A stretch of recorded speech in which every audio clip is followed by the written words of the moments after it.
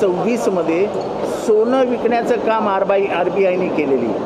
देशाची इकॉनॉमिक आर्थिक परिस्थिती इतकी खालावली होती आणि ती म्हणजे त्याच्यात तोलामोलाचं काहीतरी आणण्यासाठी म्हणून देशाचं सोनं स्वातंत्र्यानंतर पहिल्यांदा विकण्यात आलं.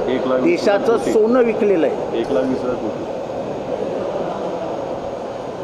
तसंच नवी मुंबईचे वनमंत्री यांनी संथगतीने कारवाई केल्यामुळे 2800 कोटी रुपयाचा TDR ठाण्यामध्ये जनरेट झाला.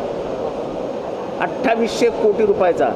त्यांना न्याय आणि विधी खात्याने सुप्रीम कोर्टामध्ये जाण्याची परवानगीच दिली नाही.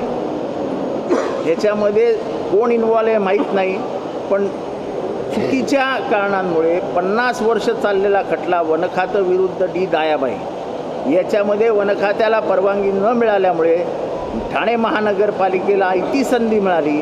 ठाणे महानगरपालिका कारण नसताना याच्यामध्ये पडली आणि सर्व साधून आता 2800 कोटी रुपयाचा TDR हा विकला जाणार आहे.